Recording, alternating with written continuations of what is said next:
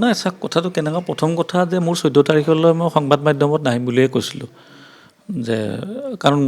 পৰৱৰ্তী শুনানি মই যিটো ছিংগাপুৰত দিছিলোঁ 14 তাৰিখে আছে মই মুকলিকৈ কৈছোঁ কিন্তু কি হ'ল আমি মোৰ কথা বাদ দিয়ক সমগ্ৰ অসমৰ ৰাইজে বিচাৰিছিলে যে ছিংগাপুৰত থকা 11 গৰাকীও দোষী নিৰ্দোষী পিছত হ'ব অন্তত তদন্ত আৰু চাৰ্জশ্বিটত নামবিলাক আহিব লাগে পৰিয়ালৰ লোকে কিবা আমাক সহযোগ কৰিছে নাই কৰা সেইটো বিষয়ে আহে না আজি জুবিন গাৰ্গৰ হত্যা হোৱা 4 মাহ হ'ব হৈছে আমিতো কোনো পৰিয়ালৰ সহায় বিচাৰে না সহায় পোৱাও নাই কিন্তু আমি মাজে মাজে কিছুমান আইনী প্ৰক্ৰিয়াত কিছুমান মানে হেৰি দিওঁ আৰু মানে এডভাইচ কিছুমান কৰোঁ যে এইটো কৰিলে ভাল হ'ব বুলি যে তেখেতসকলে শুনিব ইচ্ছা প্ৰকাশ নকৰে আমাৰ ক'ব লগা একো নাই কিন্তু 3 দিন আগে মই যেতিয়া দেখিলোঁ হঠাৎ গৰিমা কাক ডাঙৰীয়াই ক'লে যে নিজৰ ছ'চিয়েল মিডিয়াত আপোনালোকে বাতৰিও কৰিছিলে যে ছিংগাপুৰত থকা 11 গৰাকী অসুৰও শাস্তি পাব লাগে এতিয়া শাস্তিটো মোবাইলত কৈ থাকিলে পাব নেকি শাস্তি মোবাইলত কৈ লিখি থাকিলে নাপায় তেতিয়া মই এটা এডভাইচ কৰিছিলোঁ যে যিহেতু 14 তাৰিখে গোচৰৰ শুনানি আছে ছিংগাপুৰত আৰু তাত এতিয়া এফআইআৰ দিয়াৰ পৰিস্থিতি নাই এতিয়া কোৰ্টত অহা 14 তাৰিখৰ পৰা প্ৰথম শুনানি হ'ব মই এটাই কথা কৈছিলোঁ যে যিহেতু বিষয়টোত 16 গৰাকী জড়িত হৈ আছে 11 গৰাকীৰো বিৰুদ্ধে আদালতত পৰিয়ালৰ যিকোনো লোক মই কোৱা নাই যে অকল গৰিমা গাৰ্গে আহিব লাগে তেখেতসকলৰ ভাতৃ পিতৃ খুৰায়েক বহুত আছে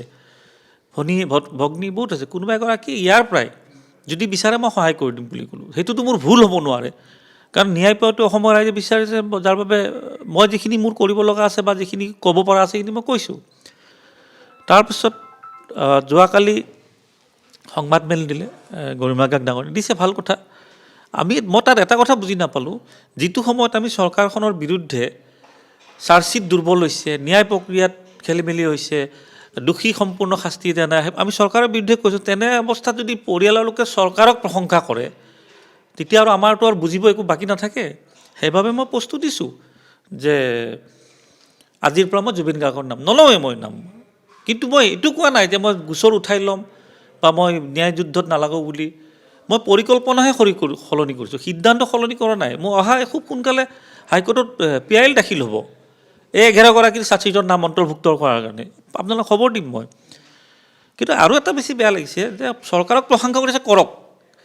এটা কৈ নাম সময়ত ৰাজহুৱা হ'বতো কোনে জুবিন গাৰ্গৰ হত্যাক লৈ ব্যৱসায় কৰিছে ইনকাম কৰিছে এইবিলাক চব ৰাজহুৱা হ'ব এইবিলাক তাতে আকৌ সংবাদ মাধ্যমে মোৰ বিৰুদ্ধে বাতৰি কৰিছে কোনোবা এটা একাংশত মই দেখিছোঁ যে মই স্বাৰ্থৰ কাৰণে নে মোৰ কি স্বাৰ্থ আছে ইয়াতে মোৰ স্বাৰ্থ কি আছে অসমৰ ৰাইজে ভালদৰে জানে কিন্তু এটা কথা ক'ব লাগিব যিটো সময়ত 3-4 গৰাকী যুৱকে জুবিনৰ নাম মৃত্যু খবৰ পাই আত্মহত্যা কৰিছিলে বিকাশ অসম তাৰপিছত ভিক্টৰ দাস ৰন্তু পানী ফুকন অজয় ফুকন গ্ৰেপ্তাৰ হৈছিলে গ্ৰেপ্তাৰ হৈ তেখেতসকল এতিয়াও তাৰে আধা সংখ্যক কাৰাগাৰত বন্দী হৈ আছে এবাৰো প্ৰশংসা নাই এবাৰো প্ৰশংসা কৰা নাইতো কিবা খবৰ ল'লে নেকি এনে আৱেগিক হৈ মোবাইলত প'ষ্ট এইটো আৰু এটা কথা কওঁ অসমৰ ৰাইজৰ আৱেগ কিন্তু কেৱল জুবিন গাৰ্গৰ ওপৰত আছে কোনো পৰিয়ালৰ ওপৰত নাই আমাৰো নাই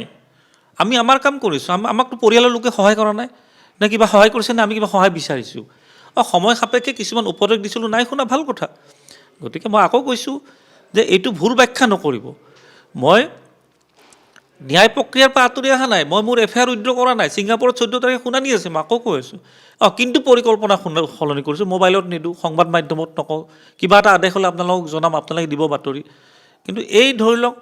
হঠাৎ মানুহ এতিয়া বেয়া পাইছে আপুনি ফেচবুকৰ ছ'চিয়েল মিডিয়াৰ কমেণ্টবিলাক চাব না অসমৰ ৰাইজে বেয়া পাইছে চৰকাৰখনক প্ৰশংসা কৰাই বেয়া পাইছে আৰু যিটো এটা কথা ক'ব লাগিব খাৰগুলিৰ যিটো ঘৰ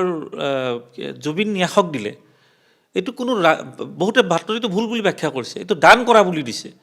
জুবিন নাথটো জুবিন গাৰ্গৰ হয় পৰিয়ালৰ হয় তাত দানৰ কথা আহিব নালাগে পৰিয়ালৰ লোকে চোৱা চিতা কৰিব হয়তো সেইটোক লৈ একেবাৰে মানে বিৰাট ডাঙৰ বাতৰি আছে আমি সেইবিলাক জানিব চেষ্টা কৰা নাই জুবিন ন্যাসক দান দিছে কাৰোবাক ৰাইজৰ বাবে দান দিছে দুখীয়াক দান দিছে কথাটো তাত নাই কথাটো বৰ্তমান অসমৰ ৰাইজে বিচাৰিছে জুবিন গাৰ্গৰ হত্যাৰ ন্যায় প্ৰক্ৰিয়া ন্যায় তদন্ত হ'ব লাগে দুখীয়া শাস্তি পাব লাগে বাকী তেখেতৰ পৰিয়ালে কাৰোবাক দান দিয়ে কিবা ন্যায় হেৰিক দিয়ে আমাৰ ক'ব লগা তাত একো নাই কোনোবাই যিটো ভাবি আছে সেইটোক ক'ব লগা এইটো আছে যিটো সময়ত আমি চৰকাৰৰ বিৰুদ্ধে মাত মাতি আমাৰ অসমীয়া ল'ৰা গ্ৰেপ্তাৰ হৈছে NSA ধাৰা ৰুজু হৈছে আমি গোচৰ কৰি আছোঁ কষ্ট কৰি আছোঁ তেনে সময়ত যদি পৰিয়ালৰ লোকে চৰকাৰক প্ৰশংসা কৰে তেতিয়া আৰু আমাৰো মনবিলাক ভাঙি যায় কিন্তু মনবিলাক ভাঙি যোৱা মানে এইটো নহয় যে আমি ন্যায় যুদ্ধৰ ক্ষেত্ৰৰ পৰা আঁতৰি আহিম একেবাৰে তীব্ৰভাৱে কৰি আছোঁ কৰি যাম অহা 5 তাৰিখৰ পিছত গুৱাহাটী উচ্চ ন্যায়ালয়ত গোচৰ ৰুজু হ'ব